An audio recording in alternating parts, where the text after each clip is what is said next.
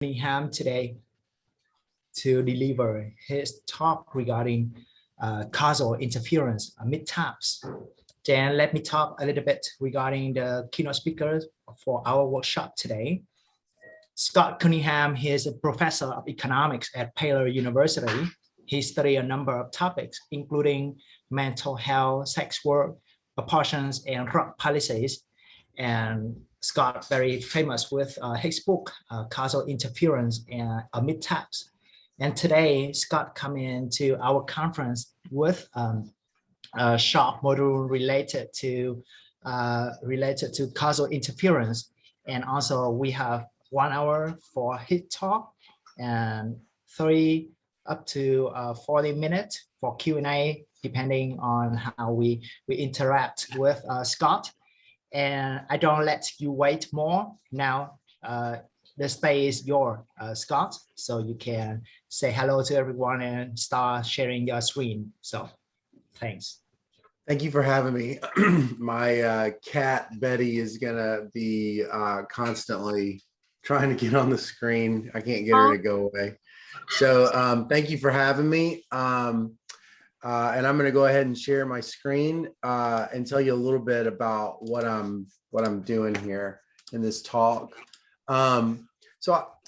So as was said, I have a new book called Causal Inference, the Mixtape, and it's a book that describes methods from popular methods in the field of econometrics that are widely used historically by applied social scientists. And rather than talk about a collection, a topical collection of econometric estimators, I thought it might be more interesting to see how I use a couple of these estimators in my own work, as well as to illustrate the principles of what I consider to be a kind of a canonical approach to causal inference.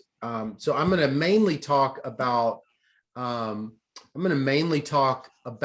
book in terms of a project, as opposed to the estimators themselves. So what do we mean by causal inference? I'd like to compare it with predictive modeling, like machine learning. So this is from a popular book in machine learning, popular textbook in machine learning by Kuhn and Johnson, called Applied Predictive Modeling. The process of predictive modeling defines the process of developing a model in a way that can understand and quantify the model's prediction accuracy on future yet to be seen data. So prediction modeling is an objective of modeling the future, but that is not what causal inference is doing. Causal inference is not about estimating the future. So what is it? This is from Embens and Rubin's book, Causal Inference for Statistics, Social and Biomedical Sciences. At some level, all methods for causal inference can be viewed as imputation methods, although some more explicitly than others. So causal inference is basically a method not about predicting the future, but about predicting an event that's called the counterfactual. And the counterfactual is a past event that didn't occur. And through the definition of what a causal effect is, possessing a credible counterfactual will allow you to make statements about the impact of various events, which can themselves guide future policy decisions as well as scientific discovery. So it's all about estimating something that never occurred and using that as a benchmark to make statements about causal effects. So I'm going to discuss concepts of causal inference from my book in terms of, like I said, in terms of an applied project. And I'm going to propose that there are 5 elements to every applied project attempting to estimate causal effects. There is a clear statement of the causal question, which leads naturally into a statement about which parameter you're trying to estimate. With that very clear target parameter, there is then the utilization of what are called quasi experiments, which depend intimately on institutional knowledge about the thing that you're studying. From that, you can begin to articulate what assumptions are needed to identify this target parameter. And this is where the econometric methodologies begin to show themselves. After you have a clear definition of the causal question, you're willing to exploit some kind of naturally occurring variation that guided by your knowledge of the phenomenon and laying out the identification assumptions. You then go to the collection of data that is appropriate for answering those questions, and then you use the appropriate estimation tools and inference methodologies. And these are the 5 elements of every, relatively high quality causal study. So the first is with regards to the causal question and target parameters. And I want to introduce to you something that isn't always taught in a traditional econometrics class, and that is the potential outcomes model. It's sometimes called the Niemann-Rubin model, named after 2 statisticians. Jerzy Niemann, in a paper in 1925, introduced 1923, introduced a set of notation that eventually was used in the physical sciences and the medical sciences to articulate the randomized control trial. It does so by articulating causal effects in terms of counterfactuals. So a counterfactual would be this: I got a PhD in economics in 2007, but I could have gotten a PhD in literature in 2007. Now that never occurred, but it could have occurred at the point of my decision making.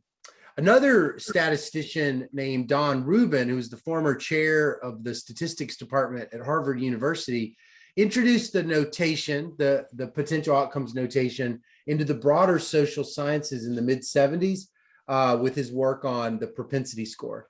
And it became, therefore, very common in the social sciences to talk about causality in terms of treatment effects, which is a kind of language that was borrowed from that medical tradition that was built on Jerzy Niemann's work and then subsequent work by his colleague Ronald Fisher.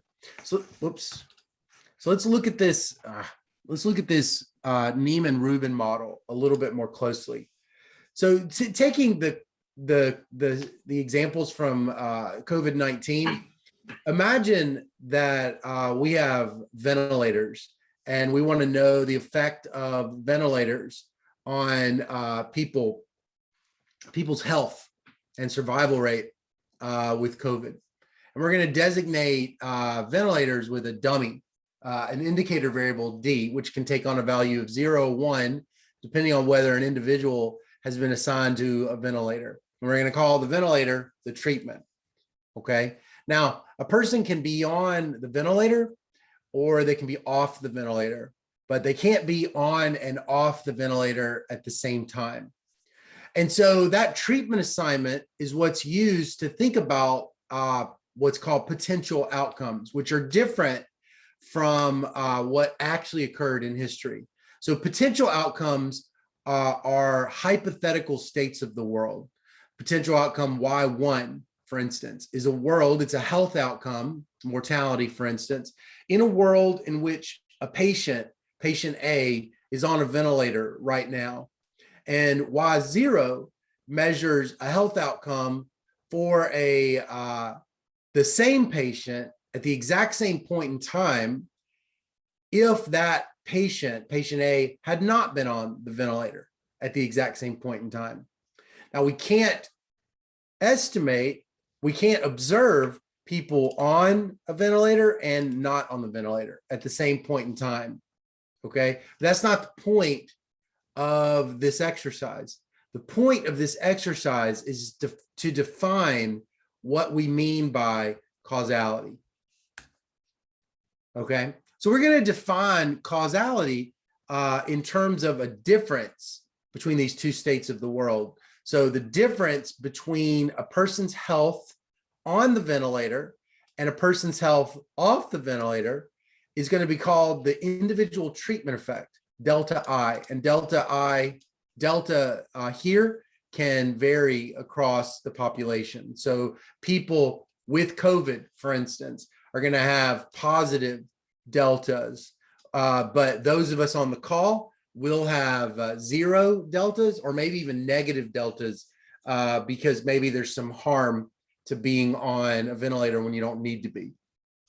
And this is the causal effect of a ventilator on something like COVID-related symptoms like mortality. But notice that we need 2 things to calculate the treatment effect. I've got to have, so for instance, for maybe somebody on the call, I've got to have both their mortality in a world where they're on a ventilator at this exact same point in time as their mortality in a world had they not. Okay. Now, from that definition, we can then begin to create target parameters that are aggregate in nature, weighted averages over some part of the population. So let's say that we want to know the average treatment effect for those individuals that are currently on ventilators. Well, to calculate that aggregate treatment parameter, we're going to need to know the delta, the returns to a ventilator for people on the ventilator, okay? Which is going to be expectation Y1 minus Y0 for people on the ventilator. And that's going to be expectation Y1 for people on ventilators. That's the mortality rate for people on the ventilator had they been on the ventilator, which might seem redundant because for people on the ventilator, we observe their mortality had they been on the ventilator. But we nevertheless, even though it seems redundant, we nevertheless have to spell it out, okay? Because the definition of target parameters are expressed in terms of potential outcomes. So we've still got to put this Y1 for that subpopulation. But for the same subpopulation, if we want to know the average treatment for the people in the hospitals on the ventilators, right, which is the D = 1, we also have to know their mortality rates had they not been on ventilators. And that's called a counterfactual. So this is observed. All we have to do is just observe the mortality rate for people on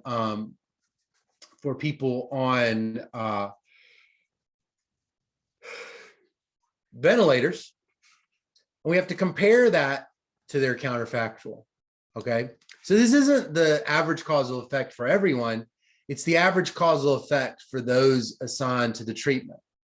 And that's called the ATT, the average treatment on the treatment group. So what's the problem? And I think I've kind of alluding to it, and you probably can see it. If you need both potential outcomes to know causal effects, but you're missing one of them, then you can't know the causal effect for a treatment. You can't know it in some meaningful way. You're missing the data that you need to know both the individual treatment effects and the average treatment effects. So all you can do in a causal study is estimate this parameter. You can't know it. You can only estimate it by estimating the counterfactual, which is what is meant by this Imbens and Rubin quote. At some level, all methods for causal inference can be viewed as imputation methods, although some more explicitly than others. It's considered an imputation method because we are going to impute the missing counterfactual, okay? So let me now move into my illustration of an applied project that attempts to estimate the average treatment on the treated. And that is research that I've done on sex work policy, or what's called prostitution policy. So I have a long standing research agenda on sex work that dates back to 2007, the first year after I graduated from graduate school. And I've been working continuously on projects related to sex work, particularly sex work in an information-rich, technology-rich environment, what I called internet-mediated sex work.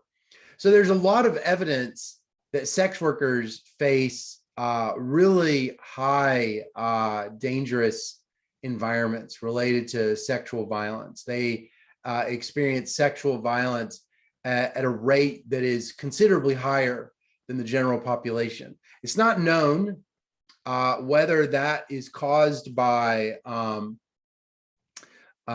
sex work itself, sex work policy,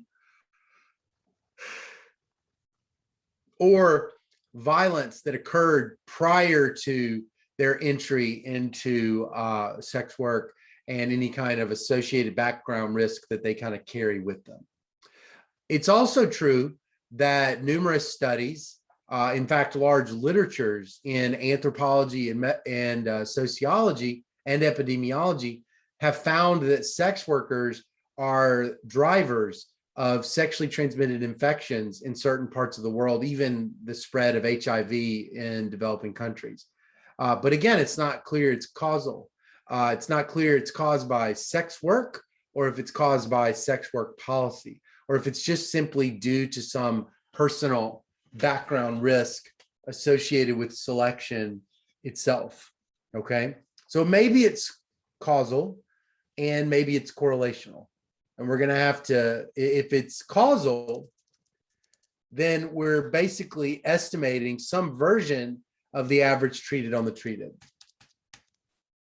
So starting in 2007, because I didn't know very much about prostitution, I set up alerts on Google that would send me every day any newspaper article across the United States that was writing an article about prostitution.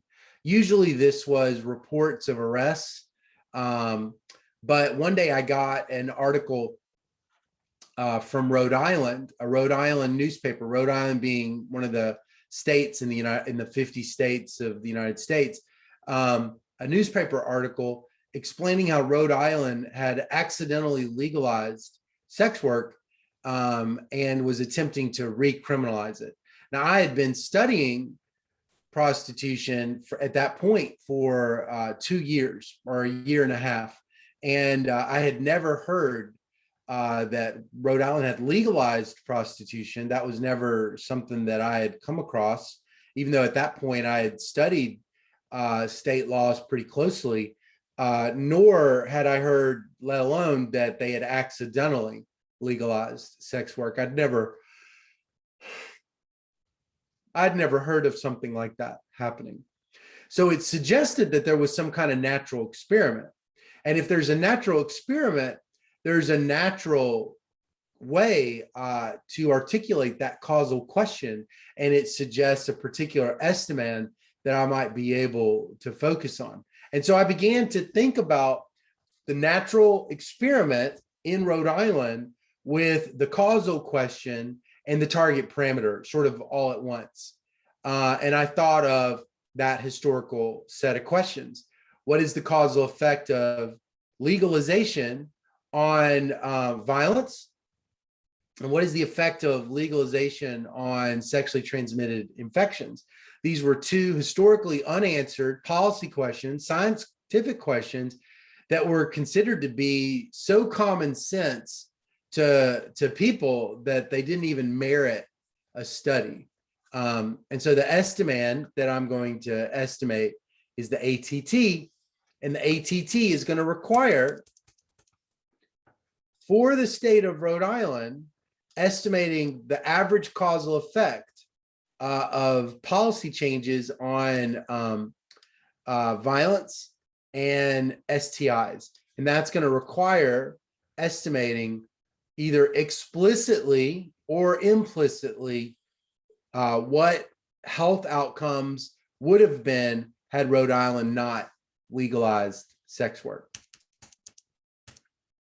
So you can't proceed in any causal study without some a priori knowledge about the thing that you're studying. You can't just download a data set and just begin to run regressions.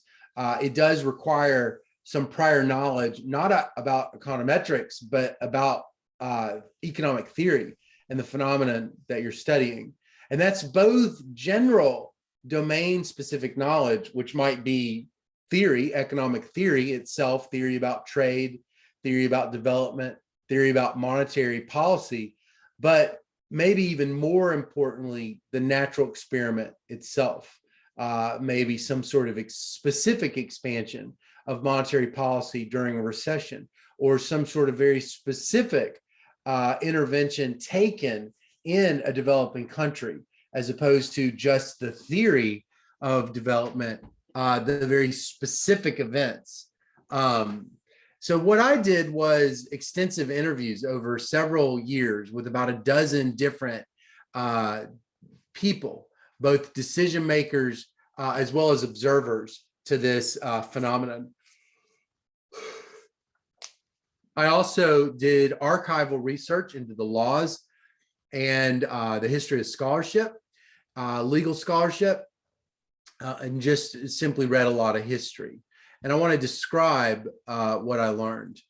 So what I learned was that there was a key central event in 1980 where legislators legalized indoor prostitution. And by all accounts, this legalization was accidental and occurred because of a rewriting of statutes in Rhode Island that used vague language. And the reason they used vague language is because there were two events that basically led to that 1980 bill proposed and the specific language of the bill. First was a 1976 lawsuit by a prostitution rights organization called Coyote. They sued the state of Rhode Island over a phrase in their general statutes that define prostitution as a lewd and indecent act, not commercial exchanges for sex itself, but it took for granted that prostitution would be understood as a lewd and indecent act. The problem was that phrase, lewd and indecent act, was used repeatedly throughout Rhode Island statutes to refer to a range of sexual behaviors, including extramarital sex and various kinds of sex acts. And so they sued the state of Rhode Island over right to privacy. That lawsuit was going to trial in 1980. In 1979, completely unrelated to this 1976 lawsuit, there was a complaint made to a state representative named Matthew Smith by a neighborhood organization. And the neighborhood organization complained to Matthew Smith because there was a growing amount of what's called street prostitution in those the neighborhoods in which they live. Street prostitution is just the solicitation of prostitution that occurs outdoors, usually along streets. Women and men just standing in public, soliciting walker-bys for sexual commercial exchange. And both of them happened and more or less fed into that 1980 General Assembly legal change, where they both tried to prohibit more explicitly street prostitution, but deleted the phrase lewd and indecent act. And by deleting the phrase lewd and indecent act, the only thing that the general law changes in 1980 did was criminalize street prostitution. It legalized non-street prostitution. Now, the evidence for this occurring is documented by interviews with state representatives at that time. One senator from the 1980 General Assembly wrote that they would never sponsor a bill. They would have never sponsored a bill at the 1980 General Assembly that decriminalized prostitution if they knew that that was what it was doing.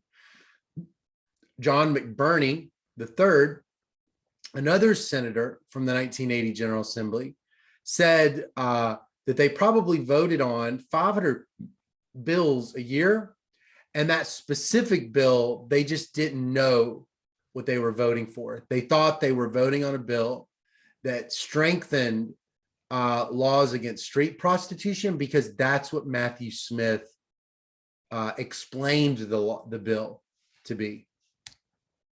So the conclusion that I came to was that the newspapers and that newspaper article that I was given through a Google alert was right.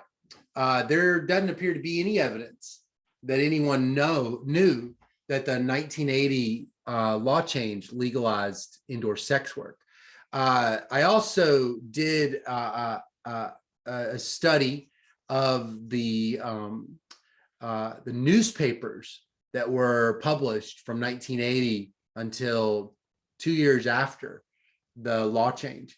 And there's not a single mention of the law change in any newspaper article until a newspaper article in 2005 announces that there had been this, that explains the events. And there is a book by Richard Posner and Catherine Silbog from 1996, 16 years after the 1980 law change. And they do not mention that Rhode Island had legalized prostitution, even though the entire book is a discussion of legalized prostitution, or at least one particular chapter is. So it appears to be that there was an ambiguous legalization that didn't really get enforced until 2003. And in 2003, it did get enforced because a judge ruled on a wave of arrests of massage parlor employees throughout late 1990s and early 2000s that those arrests were essentially illegal. There was a collective police strategy taken in the summer of 2003 called Operation Rubdown. And Operation Rubdown attempted to arrest all of the employees of all the illicit massage parlors across the city of Providence all at once. They brought charges against those employees in that summer, charging them with street prostitution. And the judge ruled that street prostitution statutes didn't apply to massage parlor prostitution because massage parlor prostitution was indoors and not outdoors. So the judge ruled that even though it was prostitution, the state of Rhode Island didn't have any laws prohibiting prostitution. They only had laws prohibiting street prostitution, not indoor prostitution. And at that point, in 2003, the judge effectively legalized indoor prostitution by stopping the arrest of indoor prostitutes altogether. This is supported by statements made by the Chief of Police, Tom Verdi. This is from that 2005 article that I mentioned. Chief of Police Tom Verdi says that until 2 years ago, Providence police were arresting alleged prostitutes inside massage parlors, but they stopped doing so after a defense attorney named Michael Kuselica persuaded district court judges to dismiss the prostitution cases based on the wording of the current law. So you can see that part of my project required knowledge of the economics of prostitution, because that was how I began to articulate the causal question, but it also required detailed, in-depth knowledge of the natural experiment itself. Without both of them, I couldn't come up with theories, conjectures, or the causal parameter of interest. So let's look at the informed theory. Most of the informed theory, if it made any causal claims at all, it was that decriminalization would increase rape. And it would do so through just a mechanical effect.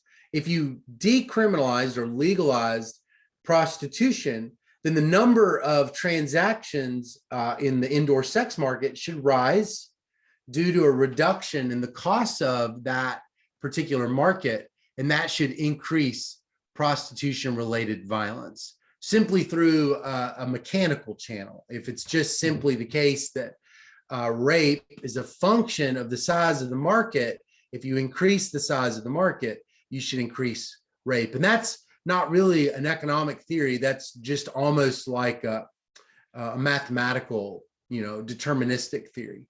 An economic theory suggests that it's a little more complicated than that. It could actually reduce rape offenses by freeing up police personnel to reallocate them towards other types of crimes, by legalizing indoor prostitution as opposed to outdoor prostitution. It allows firms to invest in locks, security cameras, security personnel, all of which could reduce the opportunity of premeditated client violence. Sex workers might be more willing to cooperate with police. There might be reductions in police abuse, and it could even disrupt the market, if you want to call it that, for non-consensual sexual encounters by perhaps by creating substitutes for that non-consensual sex. A same argument could be made against STIs, sexually transmitted infections too. There could be a mechanical explanation. If you just increase the number of sex workers in a sexual network, then the speed with which STIs travel throughout the network could grow. So you could have a growth in something like a gonorrhea epidemic, a very commonly a common STI that's highly correlated with risky sexual behavior, simply by increasing the size of what's called the core group. But it could also reduce population STIs. And this is, again, the economic-based theory. Michael Kramer, the Nobel laureate, wrote an article in 1996 suggesting that if you increase the number of sexual encounters by selecting on lower risk individuals, both people with lower background risk or people that are engaging in lower risk sex behaviors, you actually can decrease an epidemic, even though you've increased the number of sexual encounters. And there's empirical evidence that the indoor sex market fits what Michael Kramer is talking about. Paul Gertler and Manisha Shah, two development economists, and Manisha actually is the co-author on this Rhode Island study. It's a paper by Manisha and myself. Manisha found that there was lower STI rates when you moved transactions indoors. She also, Jill and Salisbury found that in the United Kingdom, massage parlor sex workers used condoms more, were screened more, and reported fewer transactions than street-based prostitutes. And in Australia, ACBES et al. Found that there was higher gonorrhea incidence and more requests for non-condom sex among illegal street sex workers than the licensed legal indoor sex workers in Australia. So you have these two competing theories, which makes it more of an empirical question than some sort of common sense theoretical statement. So having laid out the conjectures that are again based on economic a priori knowledge, which is based on this in-depth, participation in a literature, as well as the knowledge of the natural experiment itself, we go to the selection of the econometric estimators and the collection of data. And we're going to use two estimation strategies, which are discussed in my book, Causal Inference, the mixtape. The first is the commonly employed difference in differences methodology. And the differences in differences methodology assumes that Rhode Island's rape and gonorrhea outcomes would have evolved comparably to the rest of the country had they not legalized sex work in 2003. And you can kind of see that counterfactual imputation that we were talking about. We're going to have to impute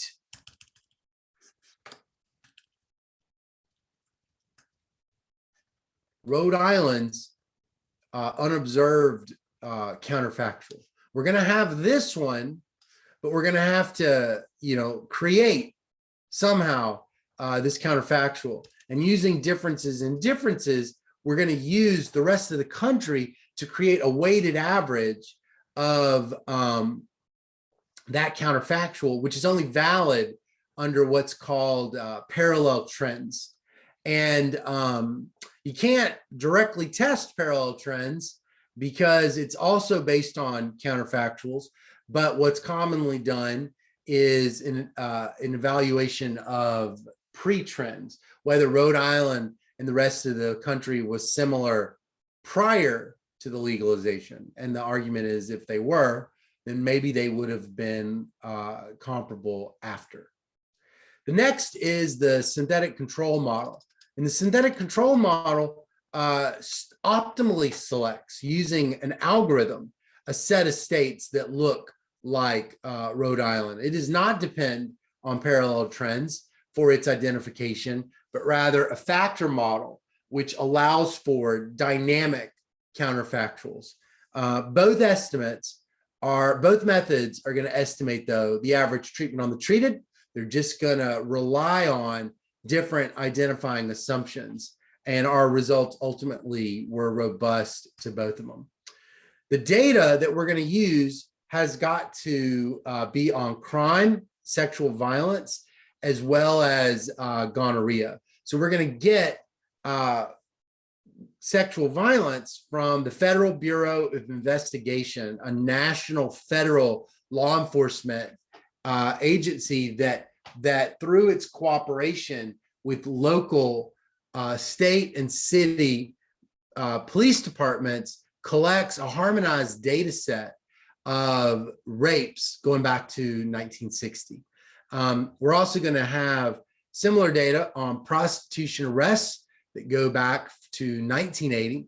We're going to get data on gonorrhea for males and females from our national disease center called the Center for Disease Control. They've been the organization primarily responsible for collecting data on COVID-19, as well as communicating policy to the rest of the country. We're also going to get data on classified advertisements from a newspaper in the Providence, Phoenix, in Rhode Island, on massage parlor prostitution. And we're going to get data on indoor sex workers from an internet website where clients reviewed indoor sex workers. We're not going to get data on trafficking because that data doesn't exist for this period of time in the United States. So we're ultimately not going to be able to answer this question due to a lack of data. We're only going to be able to answer this question, and these two are going to provide some evidence that the 2003 judicial decision actually is the relevant legal event. Okay, so I'm going to primarily, I only have 20 more slides. I only have 20 more minutes. So we're going to just look at a lot of pictures with less regression analysis.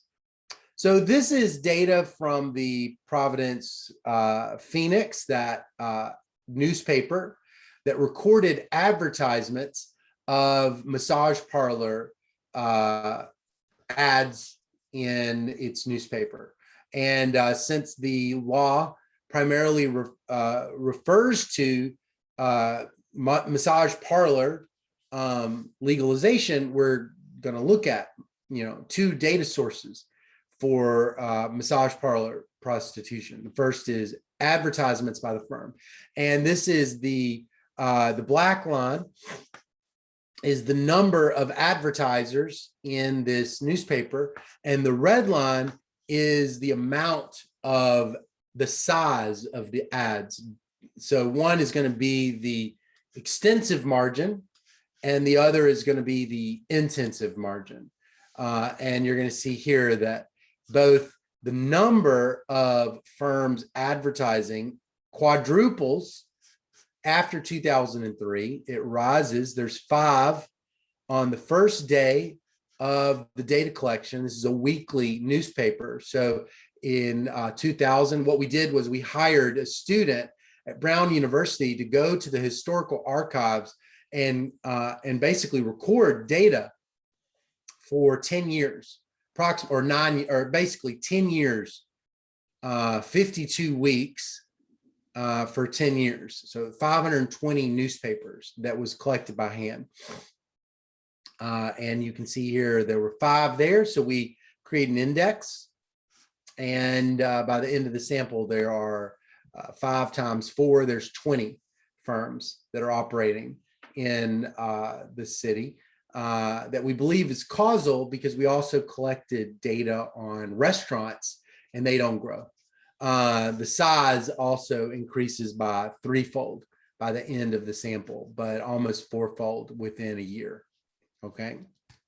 This is what it looks like before. They've kind of got a smaller number of, this was in, I think it was 2002. Smaller number of ads. And in after that, you've got larger ads being taken out. You've got both more ads and a larger number of ads. So let's look at difference in differences and focus on these parallel trends first. So this is the regression analysis that you use for a difference in differences model. It actually can be a simple OLS model, because the OLS model will estimate the average treatment on the treated when there is only one treatment group. And this is the specification for it. It's going to use state fixed effects. It's going to use year fixed effects. And then it's going to use an interaction between the Rhode Island dummy and the post 2003 dummy, which is what this is.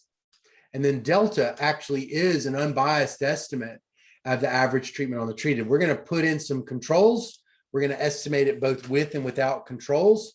And the identifying assumption in order for delta to estimate the average treatment on the treated is just that the counterfactual trends for Rhode Island, so it's counterfactual because this is the outcomes in a world where Rhode Island had not legalized in 2003 in the post period, minus the same outcomes pre. So if this trend, which is not observed, is the same as this trend, which is observed, that should be a U, I'm sorry, that is observed, then a simple OLS model will estimate the average treated on the treated.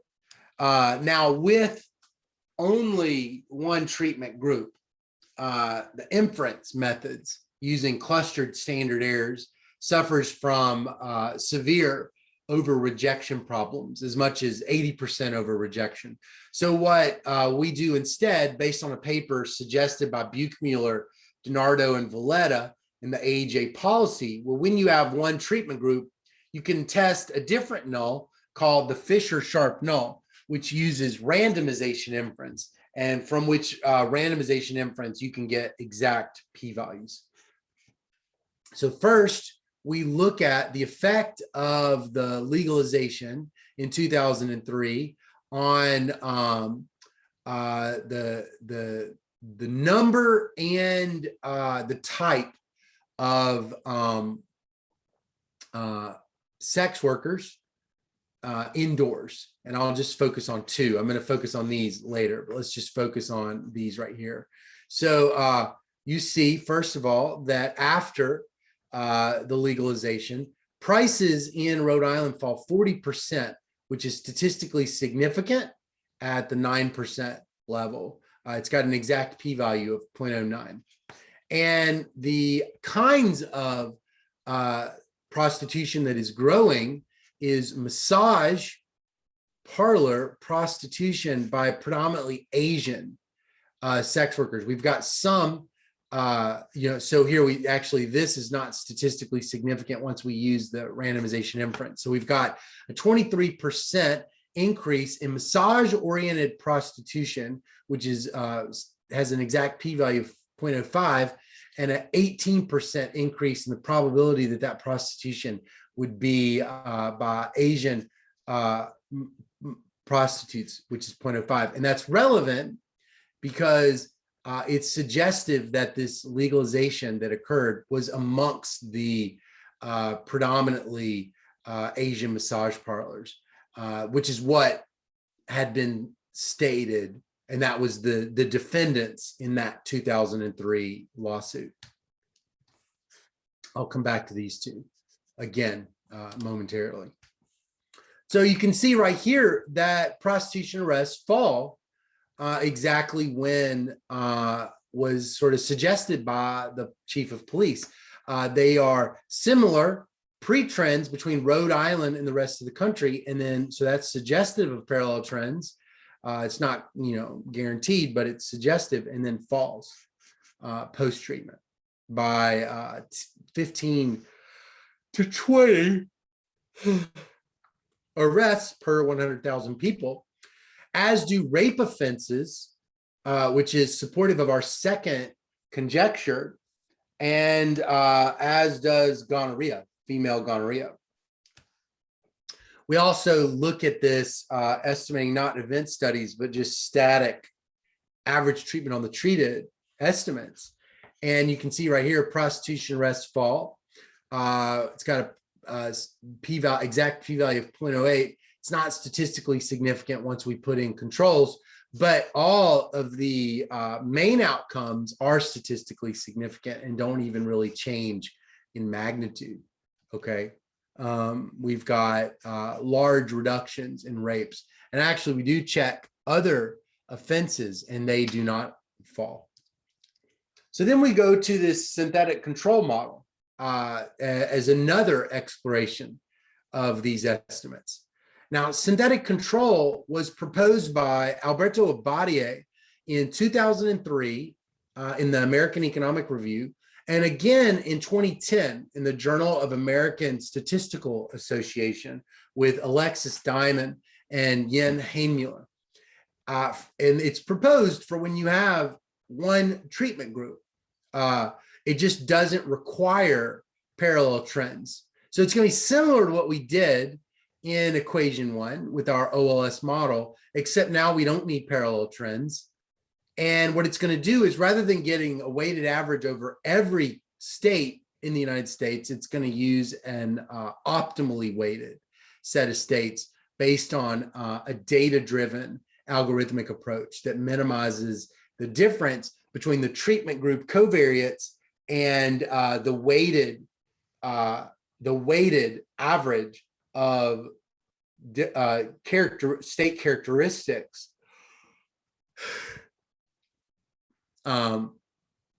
overall states. And the factor model that's going to be used is basically going to have state-specific unique factors, and it's going to have dynamic factors over time. And it's basically going to say if systematically wrote this synthetic counterfactual, which is again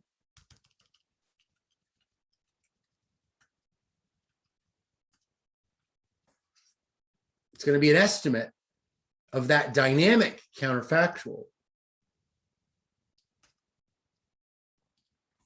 If they had looked the same before, why wouldn't they look the same after? That's kind of the reasoning by which we're estimating that counterfactual. And here is what we found in Rhode Island. And these synthetic control models are a nice complement to these graphical event studies, because they sort of illustrate both the fit of the data pre and the fit of the data post. Whereas here, this predicted treatment effect can kind of be thought of as the prediction error from the model out of sample. So you can see right here, it does a relatively good job of tracking Rhode Island, the weighted average of the rape outcomes for a select group of optimally selected states. Does a good job of showing the same rise in rapes that were occurring in Rhode Island. It's just that those counterfactuals, that weighted average estimate of the counterfactual, would have continued to rise.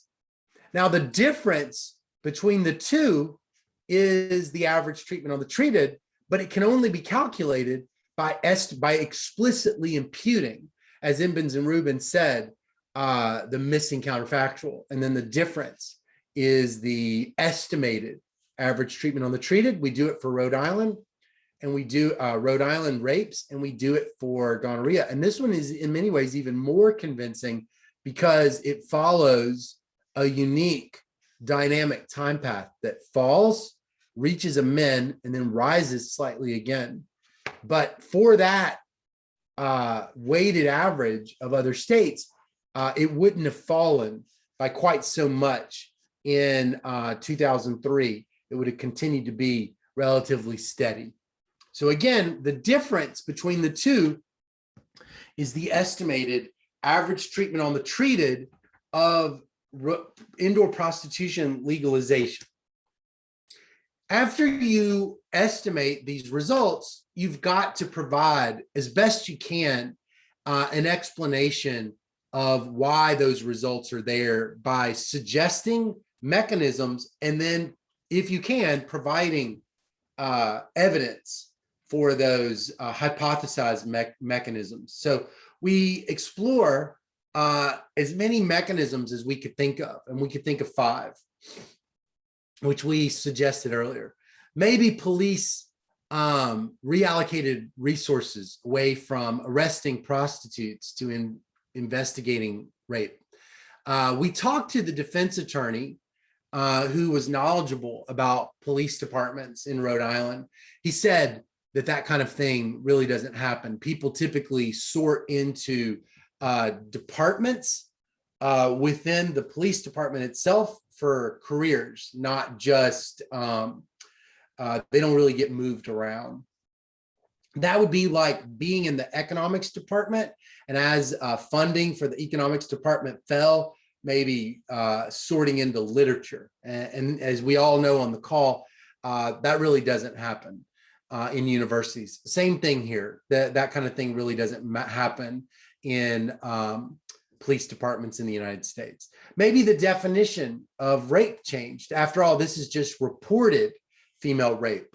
It could be that and it's also just using a definition of a rape. But we checked into this, and there was no change in the definition of a rape by the FBI, by the police department across the United States, nor was there a change in the kind of software that they were using at the time to record those rapes in Rhode Island. So we can't find any evidence for any kind of systematic collection of the data or the reporting of the data by police departments. Maybe there was fewer sex workers that were raped. I think that's very plausible, but I don't think it explains our data, because most of our data does not consist of sex worker reported rapes in the first place. Maybe violent males were in fact substituting between violence and consensual sex work. We were not able to substantiate that theory. And that can be, how a project goes. You might not be able to provide evidence for a mechanism. You may only be able to suggest the mechanism for future researchers. So we couldn't answer this particular question with evidence. And if you can't answer the question with evidence, providing evidence for the mechanism, you really can't do more than just offer it as a hypothesis and leave it for future researchers to explore, which is what has happened in this literature since this paper was published. But we do provide more evidence that we think could be suggestive of why gonorrhea fell. The evidence has to do with maybe the sex workers that entered the market at the extensive margin were people with lower STI risk in the first place, lower STI rates. That would dilute the network itself, which would dilute the propagation mechanisms of gonorrhea.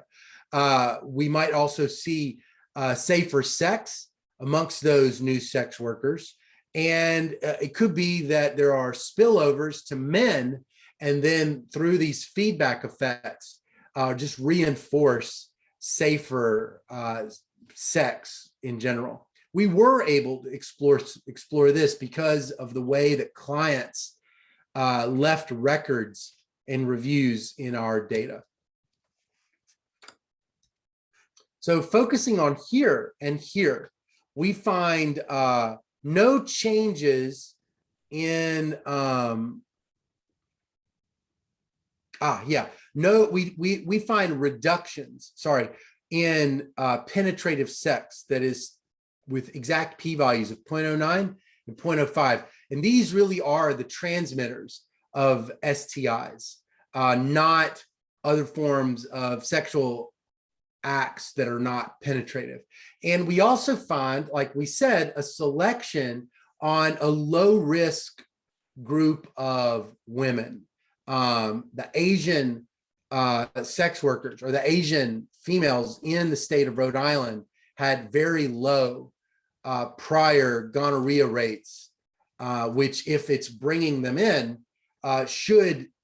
is consistent with the safer sex workers entering the market. We also find evidence for the spillover by finding those smaller reductions in gonorrhea for men, nonetheless statistically significant and actually still sizable reductions, 36% reductions in gonorrhea incidence amongst men in Rhode Island relative to the estimated counterfactual. So what did we learn?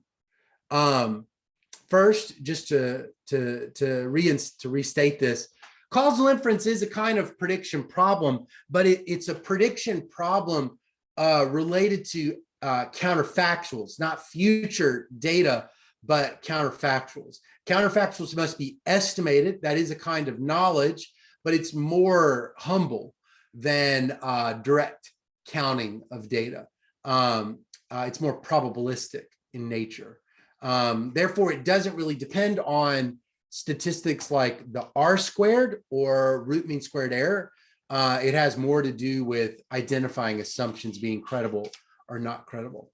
And that requires prior knowledge, a definition of causal parameters or target estimands, assumptions, econometrics, and data. And with all five of those, then you can support causal claims, but there's always going to be some uncertainty related to that.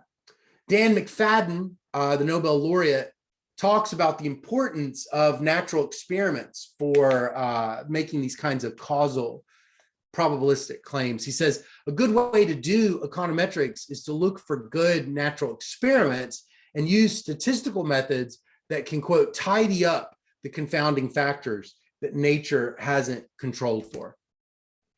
So on my last slide, I have 1 minute left, or I'm basically done. Our evidence suggested from all of this work that the 2003 decision was basically a de facto legalization of indoor sex work. It was a natural experiment that we found that's going to allow us to answer very important questions. We found that it lowered prices and selected on lower risk sex workers into the market, both at the intensive and extensive margins. Some combination of these events, in an estimate of the average treatment on the treated, caused reported rapes to fall 30% and female gonorrhea to fall 40% relative to that estimated uncertain counterfactual. It was ultimately a very rewarding project because of our ability to answer historically unanswered scientific questions that have direct relevance for policy debate. And both Manisha and I have testified before Congress in the United States, as well as been involved with various nonprofits and the media to begin to talk about what we found. And it also has spawned an influential literature that has published in the top journals in economics that continues to this day, including the Quarterly Journal of Economics and the Economic Journal. So in conclusion, I think that the methods that are described in the Causal Inference, the mixtape, are a nice complement to econometrics textbooks. They don't actually overlap. They're not identical to an econometrics textbook. They're more focused on the 5 elements that go into a causal project, only one of which is the econometric model itself. So in conclusion, I can answer any questions if anybody has any about either the book or the project or the illustration of what I consider to be a case study of a causal project. Yeah, thank you, Scott, for your interesting presentations, and very, very, very interesting that we learned related to sex economics. So I'm good like to invite the participants. Do you have any questions? Please raise your hands and we can moderate these sections.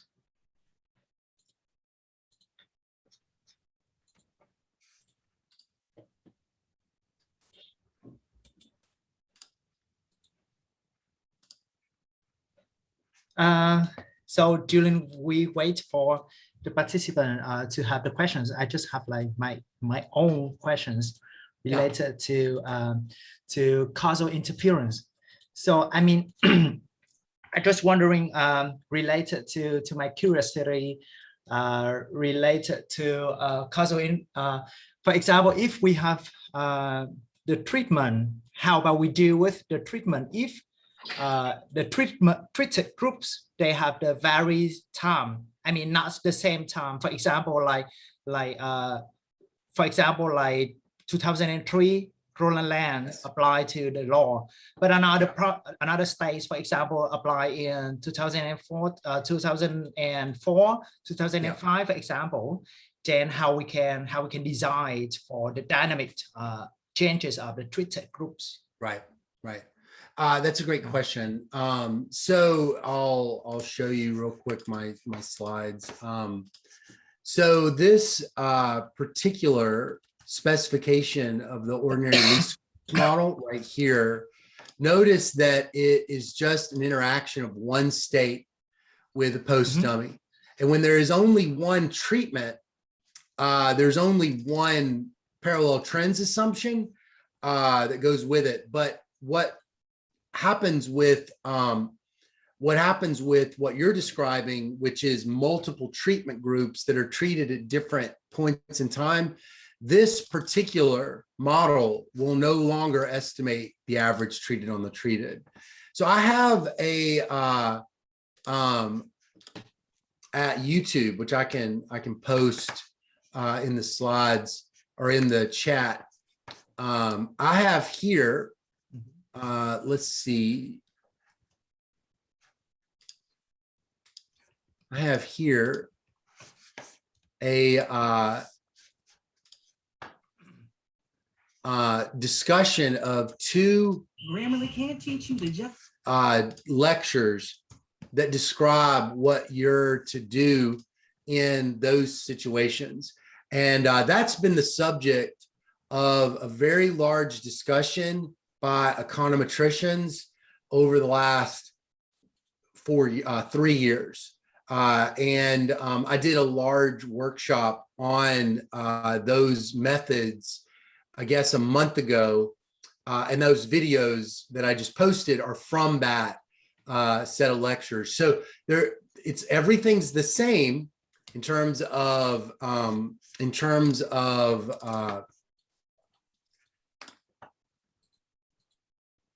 right here. Where did I go?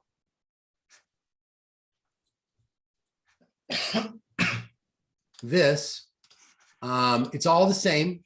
You still have to define a causal question. You have to define what your parameter is. It's usually going to be with a difference in differences design, the average treated on the treated. You're still going to have to exploit quasi experiments like policy changes at some geographic level, or at the firm level or something of that nature across time.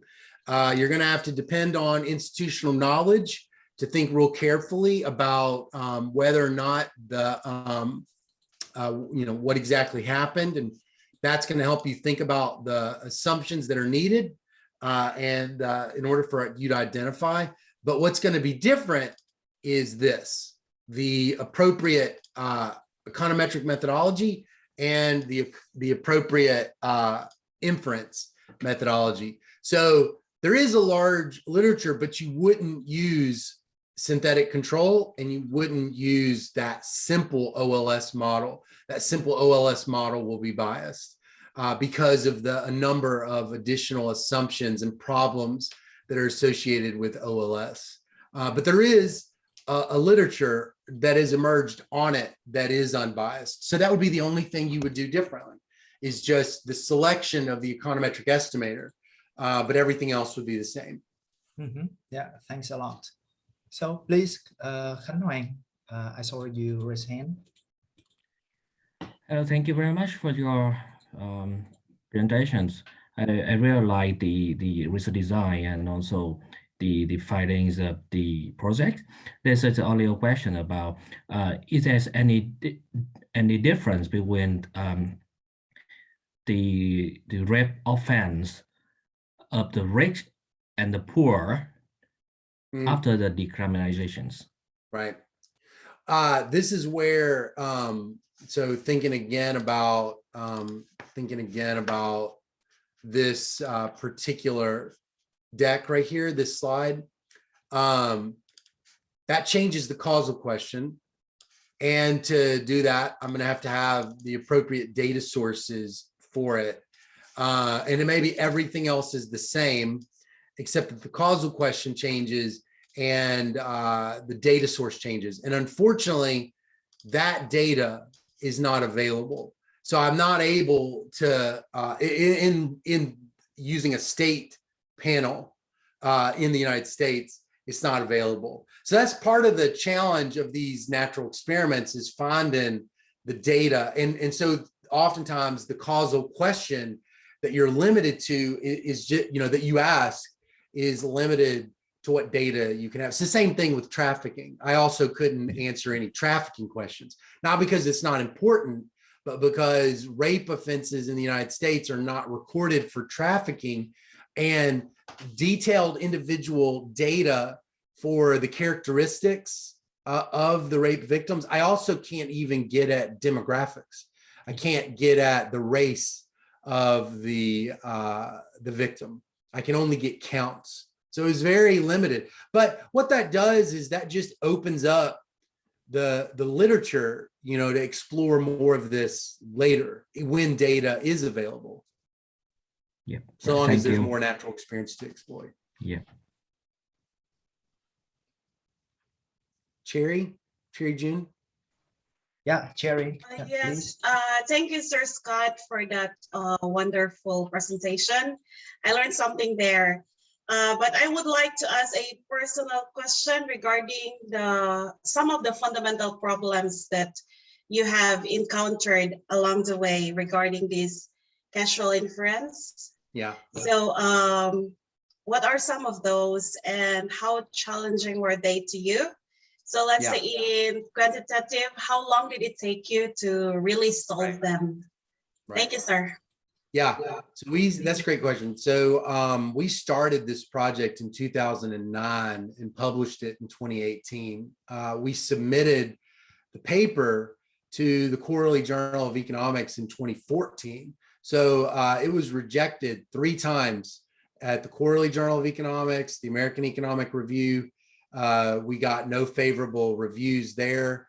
We got a split decision at the Journal of Political Economy, but ultimately was rejected. And then we got lucky at the Review of Economic Studies. We were ready to stop sending it to top journals because nobody was really, you know, it's just so random what it's like to pull that referee pool. You know, if those same referees had been at the American Economic Review, we would have probably gotten published, but you know, we got a different editor and we got a different set of referees. So it took a long time. The things that took a long time was reading the literature, mastering the history of the law, and doing all those qualitative interviews. I mean, we did a lot of things that a lot of economists don't typically do. I mean, interviewing dozens of people, for instance, that's not very common. But that's what we did because the reason why we did it is because nobody knew. We had to defend that the 2003 judicial decision and not the 1980 legalization was actually the relevant event. And that required statistical evidence, and that also required, you know, qualitative evidence. There was also just the collection of these very odd data sources like newspaper articles or scraping websites. That took a long time to do. We had to hire people to do both of them. And then just the presentation.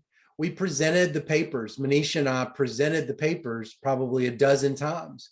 And what I learned from that experience was how important the circulation of results and paper was to publishing, because oftentimes, you know, we had to have already addressed and anticipated every kind of criticism before it ever went to the journals. So that's where we learned about randomization inference, for instance. We didn't know about randomization inference in the difference in differences model until we were essentially told by someone at Rand that that's what we needed to be doing. So, you know, it was a very long process.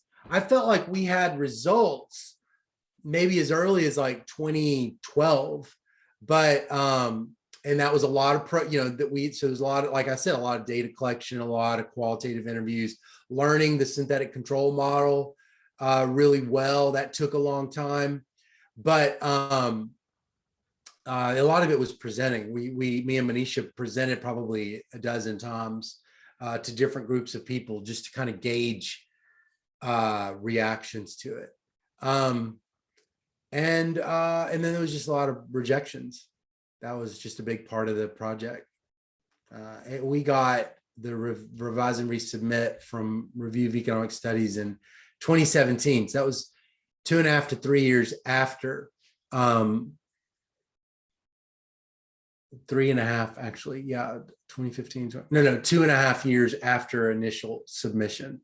But, you know, and I think like what I learned from the project was how important it was to care about the project, because it was just a very long process. If you don't really care about these problems, it's just really hard to stay with them, as everybody on the call knows. Okay. Thank you, sir. Absolutely. Yeah, so I think we have one guy's raised hand and also one questions in the chat spot. So Okay. Mo, please go ahead with your questions. Hello, Mo. I don't know. I think he already asked. His hand is just still up. Oh, no. Harvey asked, for different states Okay. adopting the law in different years, is the staggered diff and diff setup the conventional approach to go? Yes, it is. That's ordinarily what people will do. They'll try to exploit all of the laws. That does kind of mix a lot of different policies. Sometimes the policies are slightly different. Sometimes the treatment selection, or oftentimes the treatment selection is a little different. So it's harder in those instances to get detailed, knowledge of each law. So you're even more dependent on those auxiliary tests like pre-trend analysis and balance tests and falsification tests. So you'll have to lean even more on those things. But when you do have the staggered diff and diff, you're, like I was saying earlier, you can't use that simple OLS model. It's biased if not all of the identifying assumptions hold, some of which it's really hard to rule out, like no heterogeneous treatment effects, for instance. That's really hard to justify a priori. But it's not just there, but there's a large number of models that have come out. There's maybe 8 different models. There's even there's models for when a lot of states treat at the same point in time, but several different ones. And then there's models that are more conventional synthetic control models, the augmented synthetic control with staggered rollout, the matrix completion with nuclear norm regularization. So it's been over the last 4 years, just a explosive time for differences with staggered rollout. But that's also been really kind of intimidating to a lot of people that don't have the time to, read all these papers. And that's why, I've done lectures and workshops on them and stored them at YouTube, as well as written about them on my newsletter, which I can post my newsletter for those that want to see it. All right, Thanks, Scott. Yeah, so we have one questions. This is like maybe the last questions for Q&A. Yeah, Nguyễn, please go ahead. Okay, thank you very much for your presentation, Scott. Actually, the causal inference is really new to me. I have never used this methods in my research. But in your slides, I noticed that you also mentioned to some extent the natural experiment. So is causal inference is the methods of a natural experiment, or is there any relationship between natural? That it isn't exclusively. I kind of led with that to sort of highlight a real common feature of a lot of these more contemporary ways of framing the causal question in terms of a natural experiment. You don't have to do it that way. You can appeal to conventional, identifying assumptions like strict exogeneity. It's just that these research designs oftentimes reward, various kinds of what you can think about as quasi experiments. It just formalizes it formalizes the way of taking advantage of those natural experiments. And if you learn the causal, if you want to call it like a causal inference methodology, with a real attention to natural experiments, what it can do is focus your attention on events that you might not know that there's opportunities there. You know, like for instance, regression discontinuity definitely rewards thinking about natural experiments, or synthetic control rewards thinking about natural experiments, natural disasters, regime changes. These kinds of things can be considered natural experiments. It's not, but that said, you know, it encompasses all causal modeling, and not all of that requires, you know, generalized method of moments, for instance. It doesn't, you know, you don't have to think about that one in terms of a true natural experiments. You can, you know, with some things, but you don't have to. Okay, thanks, Scott. Yeah, thank you very much for the Q&A. I have one. Can I have one more Yeah. questions, please? Because I have a disconnection before. Okay. Sorry for Yeah. that. Yeah. Please. Yeah. Please. Yeah. Thank you very much for your insightful presentation. I have one question about your competing arguments that you present about the result. So, do you think that you need to have some understanding about the literature before you run in the models? And do you think that if you understand too much about the problems, that sometimes that what you understand will affect the econometric model that you build, and also the interpretations of the econometric results? Do you think that there's some relationship between them? Thank you. I do think you need to know a fair amount of the literature and the phenomenon, because you've got these identifying assumptions that you've got to defend. And those identifying assumptions are based on, they're not statistical in nature because they're based on counterfactuals. So you've got to know things about how, you got to know something about treatment selection. Why did the treatment get adopted in one area but not another? And with that kind of knowledge, it'll lead you directly into things like, you know, are you going to go a matching route, or are you going to need to use an instrumental variables route? So, you know, knowledge of the phenomenon as well as the broader literature sort of directly starts suggesting which, you know, strategy you're going to end up taking. You know, I don't think that you can know too much about the phenomenon. What can happen though is you can't, what is a problem is if you become attached or you like certain results. I think that that's more of the danger, because when you quote unquote like results, is when you might ask certain questions, you might estimate certain models, and you might not estimate other models. And that can lead to p-hacking, that can lead to specification searches. And this is kind of the challenge of the quasi-experimental parts of the social sciences. The physical sciences can use physical randomization, or in development, you know, you have the ability to run these randomized control trials. And I think you have less of a problem of specification search and p-hacking, because the design is so clear and it can even be pre-registered.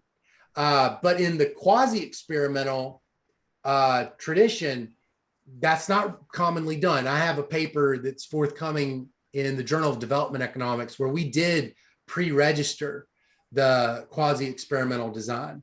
And that's a good safeguard from becoming attached to results, because you don't know what the results are going to be when you pre-register. But I do think that it's really important to commit yourself to those 5 principles, none of which have to do with results, right? If you commit yourself to those 5 principles, it can really allow you to accept any answer that you find, right? That's where you want to be. You want that scientific methodology to guide it, not that aesthetic or preference you know, to guide it. And that's the real danger. I think the incentives in economics, oftentimes they are rewarding strange results or counterintuitive results. And you've really got to ignore those, because that does not benefit science and doesn't benefit policy. It's just a perversion of the work that we do. So I think that what you really have to do is commit yourself to those 5 principles, and then just be okay with whatever you find, as long as you're, you know, convinced that you found it and you've gone through all those things, which includes trying to find support for the identifying assumptions and the appropriate estimators, the appropriate data, and some effort to explain what's going on. Yes, thank you so much, Yeah. sir. Absolutely. Yeah, thanks a lot. So I think that maybe you have some questions, but actually we have time constraint now. So I would like to invite Professor Nguyễn, the chairman of the conference, would like to say the concluding remark, also the thank you message to the keynote speaker for the second workshop today. So please. Thank you, dear participant, and especially Professor Scott. So far, I think that all participants already enjoys very good presentation from second seminar today. Even though right now in Vietnam, we, especially Saigon, Ho Chi Minh City, we already received lockdown totally, and people in Ho Chi Minh City right now become very sleepy because right now the time is evening. But we have a look at Professor Scott when he's presented to us. He also very sleepy because early morning in United States. Actually, I had been Baylor University 10 years ago, and okay. That's right. I do remember that. Very good professor Van Pham in business. Yes. Right. So through your presentation and through your discussion so far in my life, I have done DID and Quasi Experiment methods, but I haven't touched about causal inferences as you mentioned today. Very good story from your case study, and also very good story mentioning about the way we should apply in reality in terms of how we can measure in quantities of the change in policies and other activities in our real life. So yes. I think that we learned a lot from the seminar today, and I would like to thank Professor Scott for your very incentive for giving us very good talk, and we do hope that we will meet you again in person in Vietnam, and especially in Ho Chi Minh City. And yes. Also do hope that all participants already enjoyed the seminar, and right now we think that the times for the seminars will be closing, and we do hope we will meet all participants tomorrow for the main conferences schedule.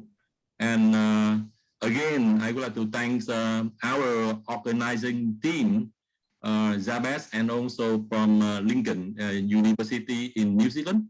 So with them, with their effort, the seminars has gone through. So again, thank Professor Scott and participants. Thank you very much.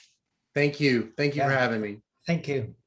Thank you. Actually, we have a photo section in reality, but actually now, if possible, please turn on your camera so that we can take a photo shoot. For that we can say that like virtual also no problem for our seminar or something. Yeah, please. Yeah. All right. Thanks for your turn on camera. Thank you very much. And I would like to remind you that the conference will happen tomorrow at 9 to 10 a.m. tomorrow. We will have a technical check, and the official conference will start at 1 p.m. tomorrow.